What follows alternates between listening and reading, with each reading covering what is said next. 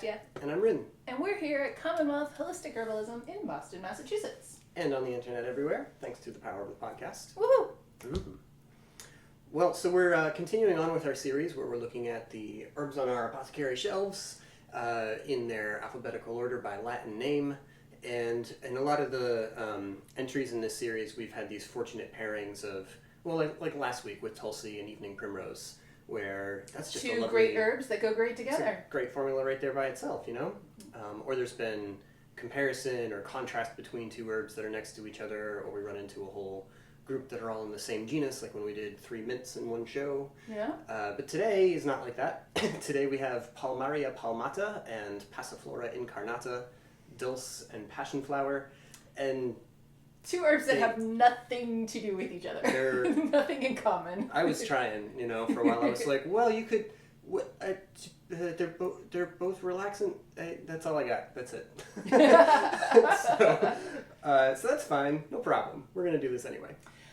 Hey, you were just mentioning, as a reminder, that we are going in order of Latin name, and if you are new to the podcast, or maybe you just never heard us say it before, but I think we maybe have at some point. But the point here is, why would we put our plants on the shelves by Latin name? And just to show off. Just to feel cool, basically. Feel cool.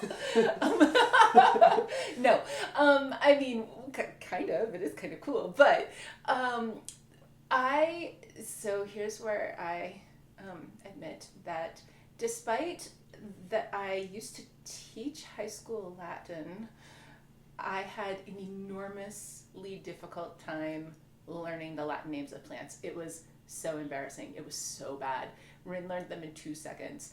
But the thing is that when I started as an herbalist, I did not learn the Latin names. I only learned the common names because back then nobody really placed much emphasis on the Latin names at all, or basically, well, many things. But and so I just never learned them, and I struggled to learn the Latin names. But listen, it's super important. You really have to know the Latin names because, for example, a plant that is near and dear to my heart, wood betony, well, that is many different plants. It depends on where you are.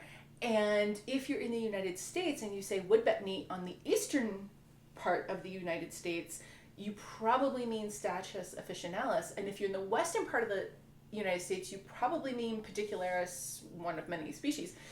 These two plants are not even related to each other. They're not even in the same family, nothing. And okay, they have some crossover in function, but that's coincidental. They're not related in any way to one another. So it really, really is important to learn the Latin names, even though it's very challenging. And a lot of people say things like, I'm never going to be able to learn them. It's really hard. And so one of the tricks that we tell people is a trick that worked for me. Fine. It's the thing that finally worked for me, which was label your jars with the Latin names. And if you need to, then on the back of them, you can put, I'm just looking to see if one of them has it here, our sassafras has it, that if you need to, you can put on the back, you can put the common name, and then your jars sort of become like flashcards, right? But when we first started, we did that because, sometimes you know immediately what herb you're looking at in the jar, but sometimes if it's just chopped up little bits of green confetti, sometimes they can look alike and you might not feel super confident just looking at it. And so we did put the common on the back and the Latin on the front, but the key here is that is the thing that finally helped me to learn it because it put it in front of my eyes all of the time. It became common, right? And so if you are having trouble learning the Latin names, this is a trick that might work for you too. Mm-hmm. And that's not all. That's not all. We've got so many more tricks in terms of how to learn herbalism, how to, a lot of people say things like, I'm older and my brain doesn't retain information as well. And to that I say, no, your brain is fantastic. Don't worry. You're going to get this in your head. But it's a wild time out there. It's hard for us to really focus on things because there's so much going on in the world. And so we have this free course. It's called Herbal Study Tips. And you don't have to put in your credit card or anything. You can just get it for free. And it has all kinds of ideas and tricks and like learning games and strategies that you can use to help things like Latin names, but also everything that you're learning about herbs to really stick in your body so that you don't have to go look it up. You don't have to, you just know it and you feel very confident about it. Mm-hmm. Yeah.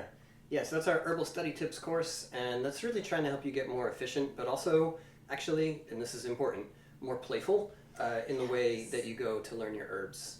Yes. To really get it as far away as possible from, I open my big dusty tome and I stare at it until all the information has been absorbed into my cells. We've got a bunch of much better ideas. Yeah, much more fun ideas. Yeah, we're going to help you learn herbalism with all of your senses. It's going to be great.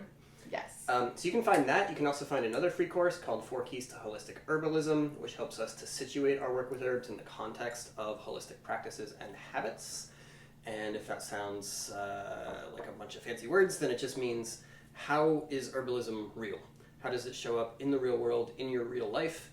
And how can we get beyond thinking about herbalism as like that thing I do with the little bottle that has a dropper on it? Or when I make tea, now I'm doing herbalism. And to see herbalism in all of the other parts of your life as well, because it's there. It's there. It will be. Yeah. So these courses are free. Yes, really. Entirely free. You can find them and all of our other stuff at online.commonwealthherbs.com. Woohoo! Okay. So before we talk about Passionflower and Dulce, we're going to remind you that we're not doctors, we're herbalists and holistic health educators. The ideas discussed in this podcast do not constitute medical advice. No state or federal authority licenses herbalists in the United States, so these discussions are for educational purposes only.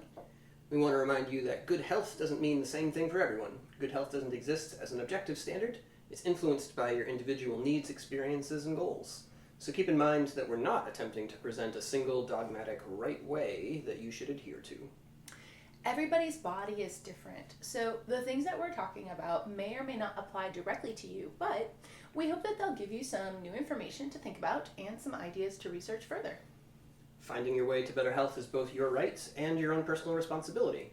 This doesn't mean you're alone on the journey, and it doesn't mean that you're to blame for your current state of health, but it does mean that the final decision when you're considering any course of action, whether that was discussed on the internet by your friendly neighborhood herbalists or prescribed by a physician, that's always your choice to make. Mm-hmm.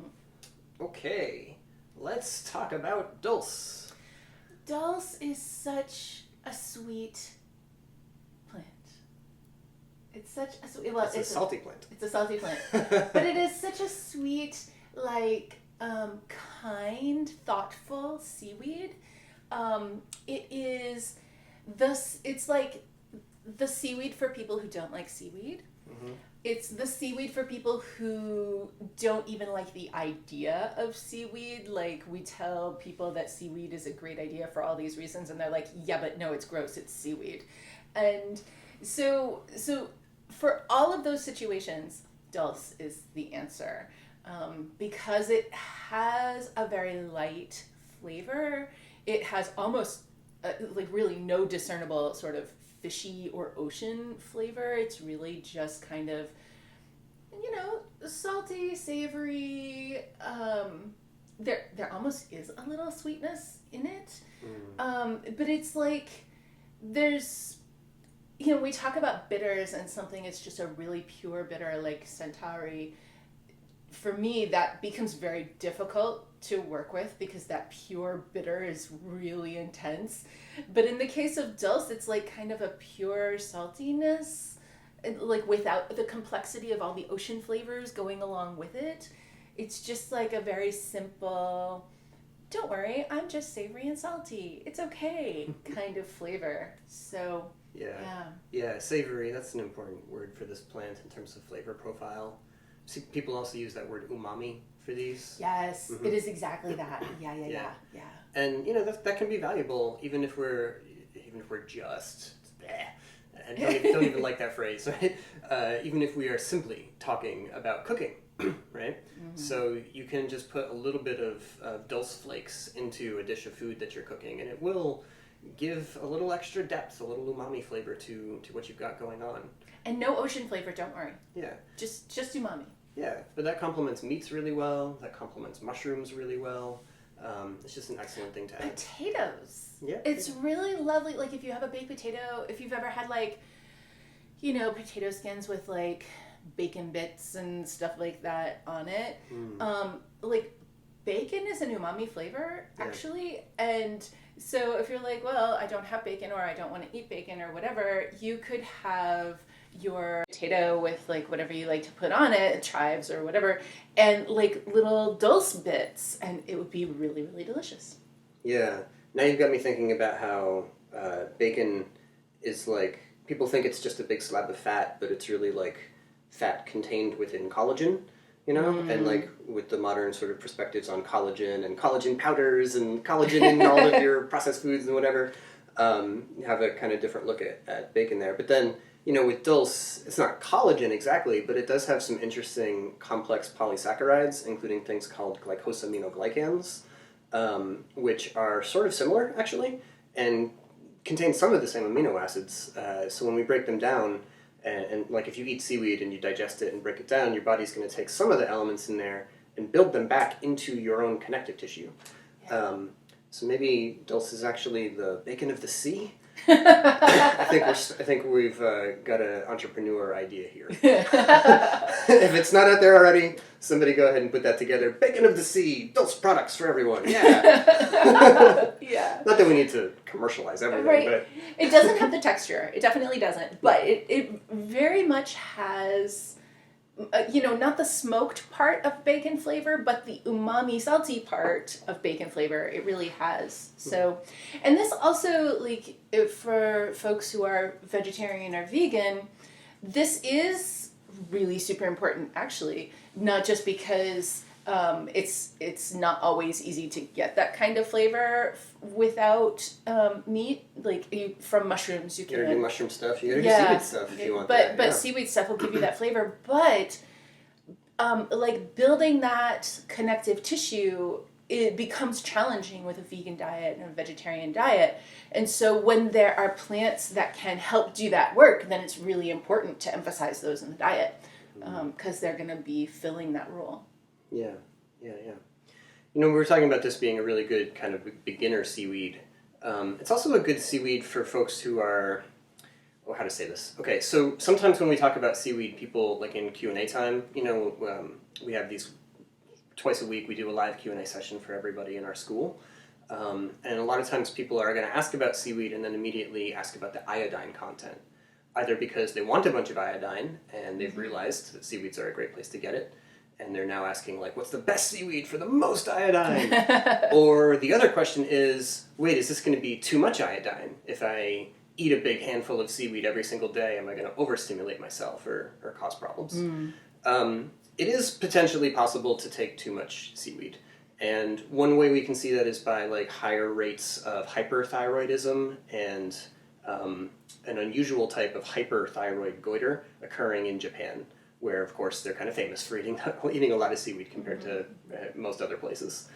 But this is not an equal risk for all types of seaweed, and it's also not something that most folks need to be really concerned about, especially because a lot of people are starting from a place of iodine deficiency. Right, Okay. right. It would take a long time. It would take a long time of eating a really large amount of seaweed daily to get all the way built up to where you had too much seaweed. Yeah. And it's very, very unlikely to do that with dulse, because dulse, compared to, like, say, a strong iodine seaweed like bladderwrack, dulse has a substantial amount compared to any land plant, but not at all the same degree of iodine content as bladderwrack has. Right. So if somebody was concerned about that, but they were interested in working with seaweeds as a nice demulcent herb, as an umami flavor in the food, as a provider of some cool polysaccharides that have these connective tissue supports and also some immune benefits we didn't get to yet, then dulse would be a really good choice for them. Yeah. Since you mentioned all that, I want to take this opportunity to talk about folks who are taking thyroid medication, like Synthroid or levothyroxine, whatever. And so you're in a hypothyroid situation, you're medicated for it, and then you say, oh, I'm going to start taking a bunch of seaweed. What's going to happen? I'm going to start eating a bunch of seaweed in my food. What's going to happen?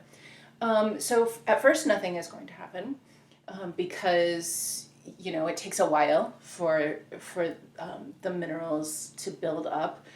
And it's important to also recognize it's not just iodine. There's tons of critically important minerals.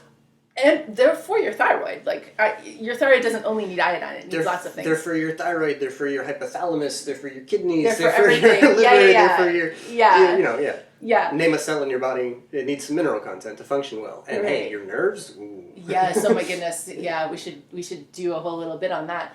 But okay. So at first, nothing will happen, and then there will come a point after, depending on how much you're having every day, like maybe you're putting it in the broth or whatever, you might be making tea out of it. Rin's made some pretty tasty seaweed teas. Yeah, and you can sneak it in if you get enough complementary flavors from the other plants. Yeah, or like a bunch of ginger. For that, yeah. That'll do it, yeah. Okay, so at first nothing will happen, and then after a few weeks or a few months, depending on how much you're having, you will start to experience symptoms that you probably experienced when you first went on your thyroid med and they were trying to get the dose correct. You will experience that the dose is wrong. And so it will feel like your dose is too high, and you'll have that kind of buzzy type feeling. And what that means is that you are like giving your thyroid the stuff that it needs to be able to function better. And so it is starting to function better. But because it's starting to function better, that means that your thyroid is making more of what it should be making. And then your Synthroid or your levothyroxine, whatever, on top of it is actually now creating too high of a dose for you. And so if you are consistent with it, then what will need to happen is you'll just have to go to your doctor and say, oh, my dose needs to be adjusted. I'm feeling very buzzy. And they'll just adjust that for you. I mean, even if you don't take seaweed, that is a common thing to happen throughout your experience with thyroid meds anyway. And you probably, if you are taking them, you're probably like, yes, I have experienced that. But so just to recognize that it is not dangerous to do it, it's not harmful to do it, but it is going to have like a period of discomfort when you're going to have to go and have your dose adjusted. Mm-hmm. Yeah. I had offhand mentioned some immune activities for seaweeds, and this is an area of like ongoing research, and I usually talk about this in comparison to medicinal mushrooms, because like broadly speaking, the kind of constituents in the plants we're focused on for this effect are similar between them, right? We're talking about large, complex, technically carbohydrate molecules, right?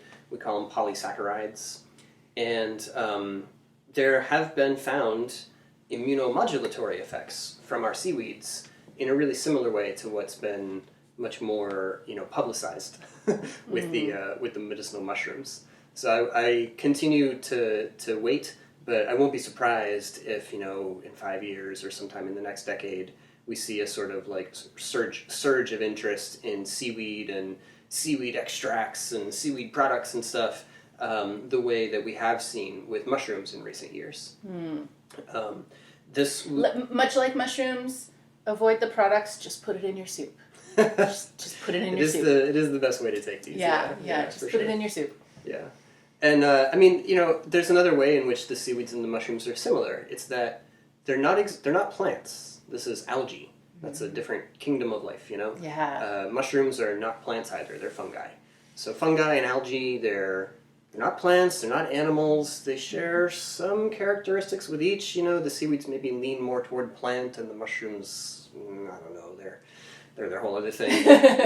But yeah, they do produce these things that you don't find in planty plants, right? Planta. Planta plants. Yeah. Yeah. No, I at this point I have little cartoon. They're like a seaweed with googly eyes, and it's like dancing, and like a mushroom with googly eyes, and it's like its little cap is like pulsing up and down, and it's very humorous inside my brain right now is what I'm saying. Yeah.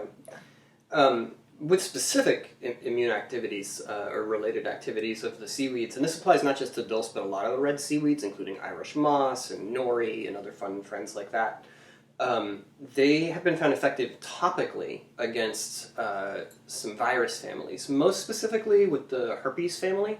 So that's, herpes 1 or 2 or whatever, and also shingles. Yeah, 1 or 2 or both. Like, because you may, yeah. At this point, they've kind of like combined, and sometimes it's very hard to even identify which of the 2 strains it is. Yeah. And you can't always tell by the location either. Yeah, that's not the answer there.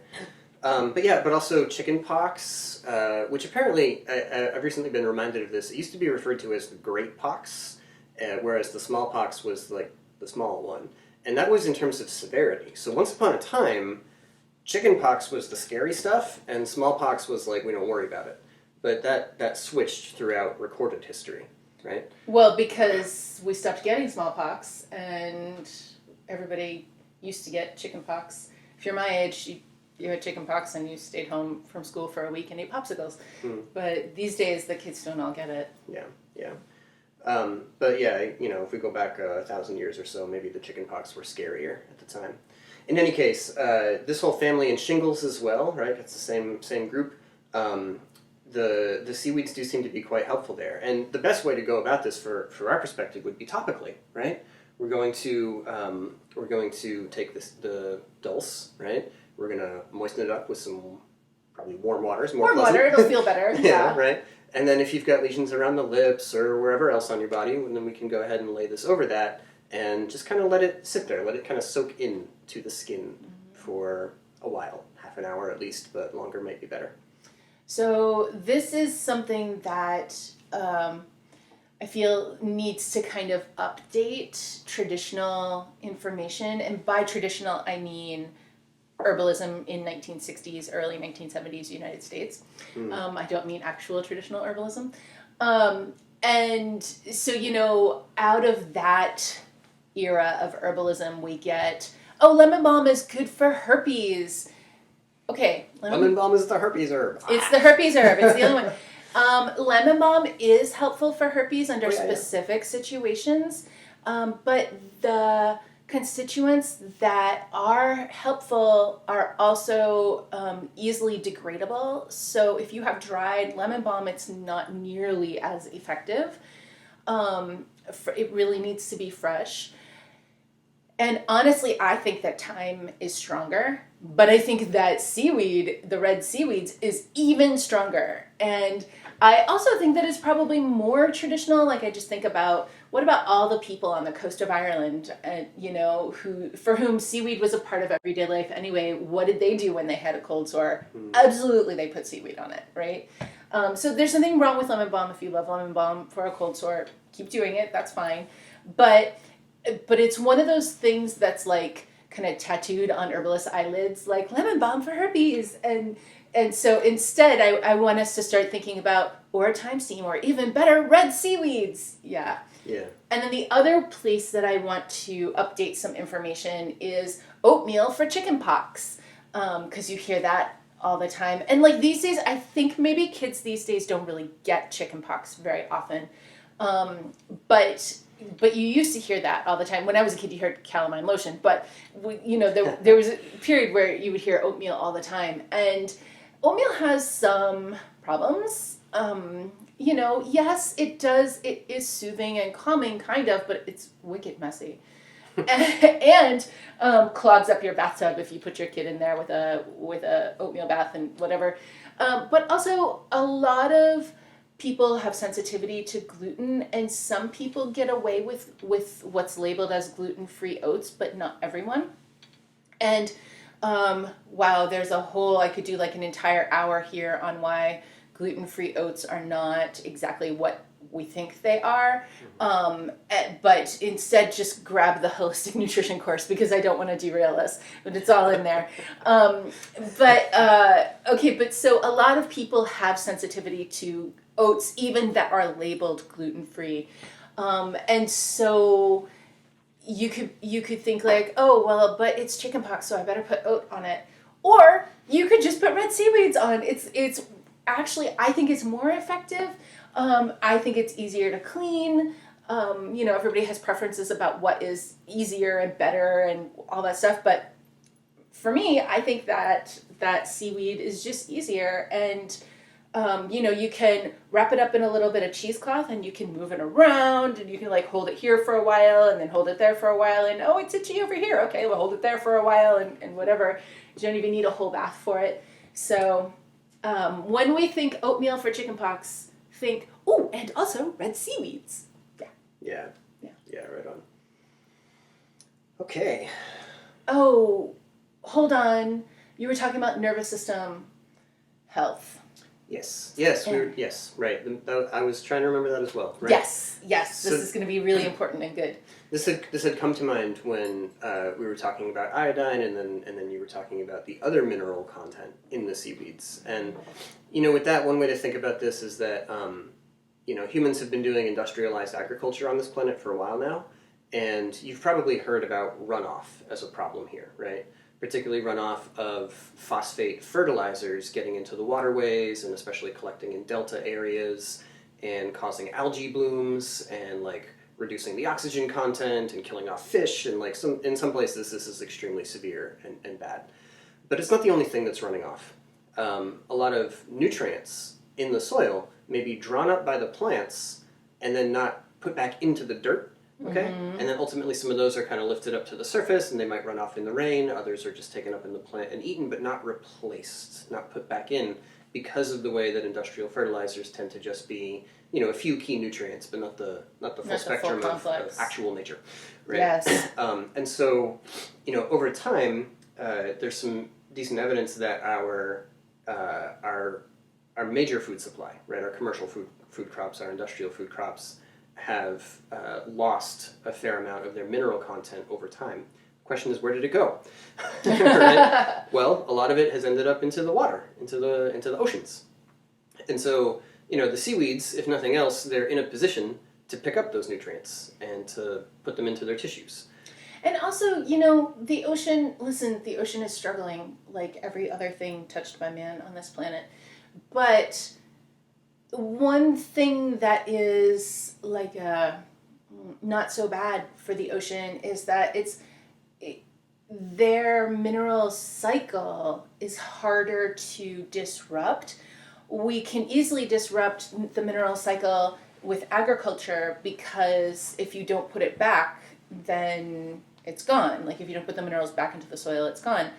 But in the sea, animals are constantly dying and falling to the bottom and decomposing and replenishing the mineral content. And there is this sort of closed cycle of life. Like even when the plants die, they fall right down and they decompose and they nourish the soil. So the soil of the ocean and also the water of the ocean. The water of the ocean itself is not just salty. It's not just sodium chloride that makes the ocean salty. It is a whole complex of all different minerals. So all the sea plants are literally swimming in minerals. And so that at least is one thing that we have not depleted, is the sort of mineral cycle of the ocean. Yeah. So the seaweeds, right, they're rich in, yes, iodine, but also calcium and magnesium and trace elements like boron and manganese and, fun stuff like that. They've got silica content. They've got a whole range of things. And that's good for you because you need them, right? Some of them are trace elements that you need for a particular kind of enzyme reaction in your body. Some of them are, we call them gross elements where you need large amounts. And you know about calcium, you know about iron and stuff like that, right? Some of them are things like magnesium, where you hopefully know how important that is, but it's involved in so many reactions in your system, and it's really critical for nerve function and for muscle relaxation especially, right? Right. Muscles have two states, not one state, right? They contract and then they have to relax, and relaxing is not necessarily the opposite of contracting. Right, like you have to let it go. It's an action of the tissue. It's something that must be done or must be must occur. It Yeah. doesn't sort of just happen as default. If you're not holding it tight, then it becomes relaxed. No, for a lot of folks, tight is the default. Right, and like if you are a person who's really tense and you went to bed tense and you wake up in the middle of the night to pee and you're still tense like that, like then you know, like, oh, relaxation does not happen automatically just because I fell asleep. Nope, I'm still clenching my jaw and I have my muscles up to my ears and all the other, you know, like, yeah. And magnesium, it can also, deficiency can manifest as tremors or shaking or spasms or restless leg or other kinds of cramping things like that are hard to get away from. But even at the level of a nerve cell, like an individual nerve cell, the minerals are going to be really important. Oh my goodness, so important. So we were just saying about how muscles, like relaxation is not a default state. Okay, that's true in your nerves as well. So you get wound up in some kind of anxiousness or whatever. Maybe you're feeling really hypersensitive to whatever's going on around you. And like any little thing is setting you off, right? And you feel like it is super difficult to get your nerves to relax. And you feel like you're just on this hair trigger for a really long time and you can't dial back your sensitivity, right? That sensitivity scale, right, whether it's higher or low or whatever, relaxed or tense, is intrinsically, inherently, it is importantly tied up with minerals, and magnesium is one of the really important ones there, because the way that nerves pass messages from one nerve cell to the next nerve cell is that they actually get, they get a charge and they sort of like transfer their charge from one cell to the next, right? And when you learned it in school, you sort of see this little electrical zap going from one cell to the next cell, right? And so we just think about that as something that just happens automatically, like lightning.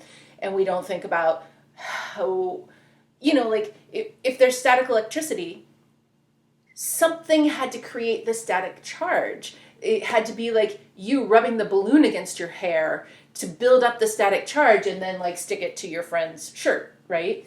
So like you are the thing that created the charge. Well, what is it in the nerve cell that creates the charge that passes the message along? It's minerals. And magnesium is one of the really important ones there. So and the reason I'm really harping on the magnesium is because just like muscles, nerves do not relax automatically. They send a signal saying, hey, something hurts, hey, something hurts, hey, something hurts. And they don't automatically say, oh, I sent my signal, okay, I'm done. I can just relax now and wait for the next thing to happen. No, they are always in an active state. They are actively sending a message or actively choosing to not send a message.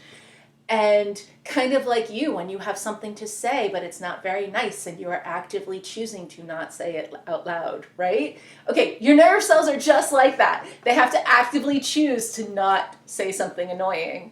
And I mean, it is the job of a nerve cell to be annoying, to say, hey, stimulus, hey, something's going on. And they have to choose to be like, no one needs to know. I can be quiet about it. It's fine, right? Okay.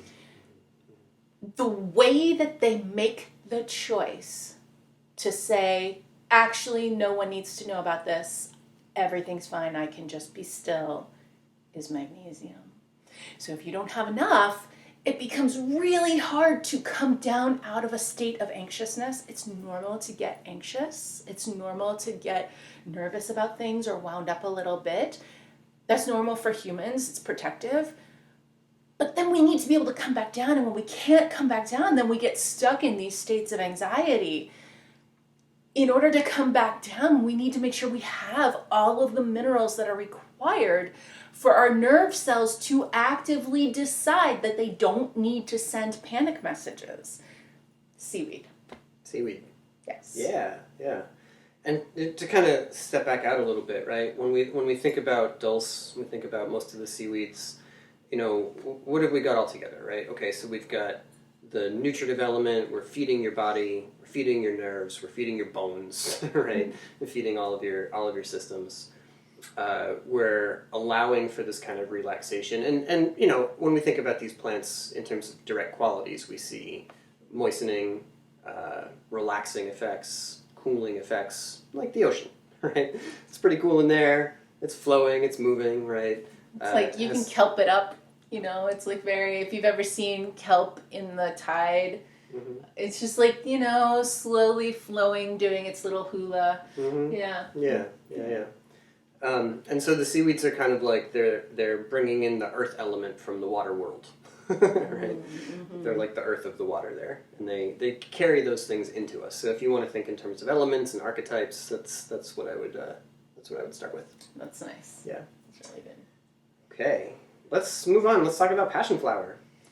Okay, so if you have been an herbalist for a while, or if you haven't, and you live somewhere that Passionflower doesn't grow, like somewhere in the north, and you have never seen a Passionflower plant, you have to stop right now and search on this flower. Search on Passiflora incarnata, because it is such an amazing looking flower. It's a flower that looks like it shouldn't exist. It looks like what kind of like crazy glitter fairy decided that this plant should have these like swirly twirly bits everywhere, and it's phenomenal. It's phenomenal looking. It's just fantastic. And how can I get that crazy glitter fairy into my life? Like seriously, you're just gonna look at it and just be like, this flower is amazing. And so you'll see the picture and you'll be like, wow, that's amazing. I can't believe something like that exists in the world. But then if you go someplace in the south and you just see one growing, and it happens to be in a little median strip of like crappy mulch and some kind of hedge at a rental car return place at an airport, and the hedge is just filled with these passionflower vines that are blooming just the way it looks like on the internet, it will blow your mind. Because you're like, this is a flower that looks so amazing that I can't even believe that it exists. And it exists here in this like crappy little bit of dirt that nobody cares about at all. And it's just here being beautiful in between the rental cars. Yeah. What? Sort of looks like something you would have to, hack your way into the jungle for a few days to go and see. But it's just right there everywhere. It looks like the kind of thing that is not meant for human eyes. Like that is so amazing that like it should live somewhere far away from humans that's like so hard to get to at the top of some mountain somewhere or something, like who knows. Yeah. Well, I'm curious actually what passion flowers look like under UV light. And because you said for human eyes, and I'm like, well, what do they look like to the bees, right? And I'm pretty sure it's pretty amazing. Okay, yeah, Google photos on that, people, because whoa. Maybe we should bring some passion flowers indoors and put them under black light, because, they're pretty amazing. That's pretty cool. Okay, well, this is mostly an audio format thing we're doing here. So. I mean, unless you're watching on YouTube. If you're watching on YouTube, but whatever, we just search for Passionflower UV light, and then look at the images, and I think you'll be like, whoa. Yeah. Beauty is important, right? So we're not just saying this because it's exciting or distracting or whatever, but beauty is important, and I think of that in a few ways. When you can hold the picture of a plant in your mind as you drink your tea or as you take it, that adds something to your experience. Mm-hmm. It's hard to quantify. It might not be exactly the same for everybody, but if you pick this up as a practice, I'm 100% sure that you will get some sense of what I'm talking about here. And you can also look at this another way. You can think about like doing a plant sit meditation. We do have a former episode of our podcast, I'll put a link in the show notes, where we had a plant sit meditation, kind of like a guided thing for you, to go and just be with a plant, to tune in with all of your senses, to look at the plant, to see how it's structured and built and what its colors are, and to kind of devote a lot of attention to it that way. That alone is a really productive meditation. Productive, is that the word I want? Fruitful? I don't know, something. Fruitful, that's not a bad word. Yeah. Productive in terms of you get a lot out of it, but fruitful might be the better word. Meaningful. It's meaningful. Yeah.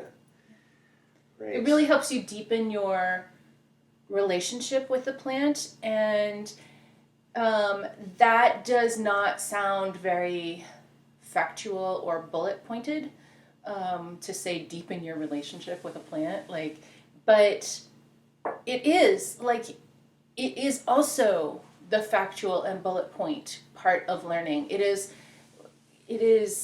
We have relationships with plants whether we acknowledge it or not. Like so many people have a very deep and complex relationship with coffee. And they might not think of it that way until suddenly coffee's gone from their life and now their heart is broken. Yeah. And it's just, it can be like that, right? But it can be like that with any plant. Right, right. And so if you think about just really knowing inside your body how it feels when you work with a plant, that's a deep relationship. And like just being super aware of it. So anyway, plant sits can really help to increase your knowledge of a plant across many different spectra. Yeah. Wait, all right, well, go ahead. Speaking of spectra, I want to go back to the UV thing. Yeah? Yeah, I do, for just 1 minute, because we got onto the UV thing because I was saying about for human eyes, and you were saying, oh, what does it look like to bugs? And then we got blown away by the beauty of the UV pictures, what it looks like to bugs. But I just want to take a minute and remind us that plants are not for people. They are not here for us to use. Plants have their own lives, their own everything. And if we were not here, they still would be. So as herbalists, it's pretty easy to get into thinking about, well, what is that good for? What is the benefit of that? And to have all that be very human-centric. And the reality is that plants have deep and intricate lives that have nothing to do with humans, including all kinds of ultraviolet light markings that they produce on their flowers specifically for the purpose of communicating with bugs. Like, they make all of these intricate designs that literally create these arrows for bugs that say, get the pollen here. And so that the bugs will go and pollinate and fertilize all the flowers and help make the seeds and all that stuff. Come get it, bees. Good stuff this way. Yeah, it's literally like if you are in an airplane and your airplane is landing and the person on the tarmac who has the like orange light things and they're like waving them and crossing them and like making the different shapes and what it is literally that painted all over the flower petals. And to me, taking time to not a minute, a lot of time, taking a lot of time to really think about what that means and how that requires me to change my speech and change my entire thinking about plants and what they're here for. Because they're not here for us. It's great that we can have relationships with plants. It's great that plants can help us. Many of those things are great. But plants are here for plants. And when you start to think that way, it also changes your relationship with plants. It changes your ideas about foraging and wild harvesting and gardening and growing. And it just changes so many things. And it took me a long time to learn all that. Yeah. So now I love to bring it up whenever possible. What's kind of funny is that if it's hard for you to access these kind of states of like open observation and like a calm, relaxed state of just being present with something for a little while, well, Passionflower can help you get there. Yes! So you might find it helpful to take some Passionflower tincture and then go sit with some Passionflower plants to experience this in some fullness. Yeah. Okay, so the reason for that is because we get our brains all so full of things and they get spinning around with all the things that we're full of, and it's like, oh, I gotta do the thing, oh, also this thing, oh, I gotta do that, I have to go here and pick up the thing, and Passionflower really helps to just stop the spinning and allows us to be present in the moment. And now we're back to the plant, because if you look at this amazing plant that looks like it's the most amazing plant ever, it also kind of looks like a carousel. But it's a carousel that isn't moving. It's just still there. It's just quiet and still. And so when your brain feels like a carousel and you're like, I'm trapped on this carousel, I cannot get off, that's Passionflower. When you feel like, forget it, I can't meditate, Mm-hmm. Yeah. Yeah, we do use the word sedative for this plant, but in herbalism that doesn't mean knocks you out. And I say that even though this is an herb that has a pretty good reputation as a sleep herb, and turns up in a lot of sleep formulas. So if you go to like the herbal aisle in a shop, or you go to an herb shop itself, you'll see a lot of sleep formulas that include Passionflower. But this isn't going to knock you out if you're decently rested. If you're Right. if you're very sleep deprived and you're kind of just gritting your teeth and like trying to hold on and get through your day, and then you take a bunch of Passionflower, it might make that exhaustion much more palpable for you, and that would be the case where it makes you feel sleepy. But if you're pretty well rested and you're just humming right along, maybe you're feeling a little agitated, a little anxious, a little overstimulated, then Passionflower is fantastic for calming that down. And this is, in the body, the way this is happening, at least part of how this is happening anyway, is through quieting down nerve activity. Nerves, like we were saying before, they're always either sending a signal or holding back a signal. And when they're sending their signal, it's not like they do it and it's kind of sustained, like, ah, right? It's like, rap, rap, rap. Or if you're agitated, like, rap, rap, rap, rap, rap, rap, rap. Right? So this is called the nerve firing rate, okay? And the yappy dog nerve rate. yeah, totally. Elsie's going to knock at the door in a second. But yeah, the Passionflower and other herbal sedatives like this, they slow down those nerve firing rates, right? And for you, the experience of that is, okay, my mind is a little calmer. I'm not quite as irritated by every little annoyance that's around me. I find it perhaps easier to stay focused on one thing because it's not like everything else is pinging me, constantly and taking my attention away to it. Yeah. So, this is an herb that we've worked with a lot because our practice has primarily been in cities and with a lot of tech workers and a lot of people with high-stress jobs and a lot to do and not a lot of time to get it done in, and that leads to that feeling of, like, internal pressure and, like, I have to do things and there's this rising heat and everything, and Passionflower can calm that down, but again, without making you feel tired or making you feel sluggish or dulling your mind or anything like that. I think that one of the reasons that Passionflower is so associated with sleep, and so people might think, oh, I can't take it during the day, it'll make me sleepy, is because a lot of times during the day, you're maybe really stressed out, but you're also really busy. There's so many things going on and you are trying to just please not forget that you have to go pick up the whatever from the place, and you're doing all the things you have to do, and the day is fast and busy, and there's so much stimulus, so much input all of the time. And then you lay down in bed at night, and it's maybe the first quiet moment that you've had all day. And so your mind suddenly is just flooded with feelings of, like, all the things that you are feeling concern and worry for, but you didn't have time to think of during the day because there was so much distraction going on. And so now it's like the point of the day when you can sleep, and you can't sleep because you suddenly are worried about everything, and you're just like, oh my goodness, what about this thing? What about that thing? I didn't get this done today, and like climate change, oh my goodness, and what the, Maybe a little personal insight there. What keeps you up at night? Yeah. The debt ceiling. Like, I don't know. But this is like a windy, hot, agitated mental state, right? There's movement. There's that excitation. There's that agitation. What we need is to cool you down and calm and soothe that. Right, try to ground you a bit. We consider this to be one of the herbs that's really helpful for grounding, like an aggravated, airy state of mind. Right, you're breezing about in the clouds. You're getting pushed from one perspective to another. You're not really in control of what's going on. You're kind of buffeted by the breezes and all of that. Yeah. And we want to get grounded. We want to get settled.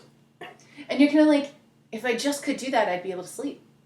If I could just settle my mind, but it won't stop. Okay, Passionflower. Can't help. Yeah. maybe just a brief mention, and I'm really only saying this because people ask me sometimes. Okay. In this plant, there are some constituents called Harmala alkaloids, and ooh, that sounds pretty exciting, right? They're similar to what's found in a plant called Syrian rue, Paganum harmala, and in Syrian rue, they're there in a pretty strong concentration. That's a plant that can have pretty serious interactions with psychiatric meds because of the presence of these constituents. They're psychoactive. And even that plant can have its own like psychoactive effects on you if you take a substantial dose. Because similar constituents are also found in Passionflower, you often see people saying that it is just as likely to have drug interactions or to be potentially problematic or to get you high or to do other things along those lines.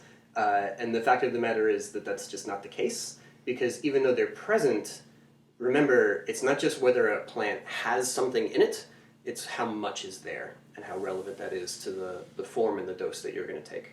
So when we're talking about cups of Passionflower tea, when we're talking about Passionflower tincture in doses of a few dropperfuls at a time or something along these lines, these alkaloids are essentially irrelevant.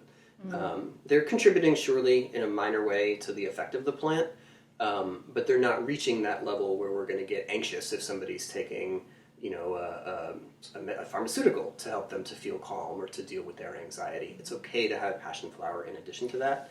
And again, with the kind of doses and formats that I'm talking about here, it is possible in this level of technological advancement for somebody to make a Passionflower extract and to say, I'm going to potentize this. They could do that. I'm going to make it strong. I'm going to make it super concentrated. I'm going to emphasize the alkaloids. Right? I'm going to get into my laboratory and I'm going to, Right. You can't do that in your kitchen. Right. But a nutraceutical company could do that in a laboratory. Right. Yeah. Right.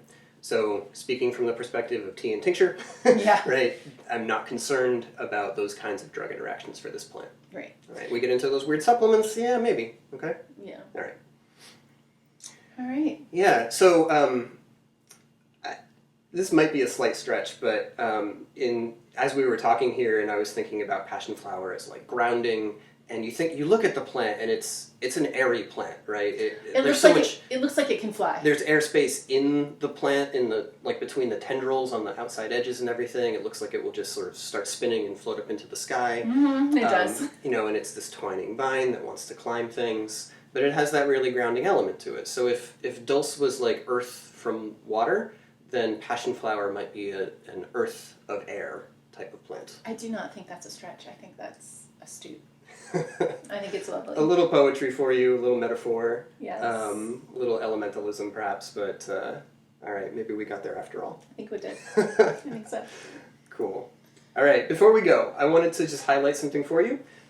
Today I want to talk about our course on holistic help for better sleep. Okay, for only $25 you can get all of our most actionable information about how to improve your sleep. So do you have trouble falling asleep when you lay down? Do you have midnight waking? Herbs can help. And Passionflower is a really key player in that course. We talk about it probably in every video.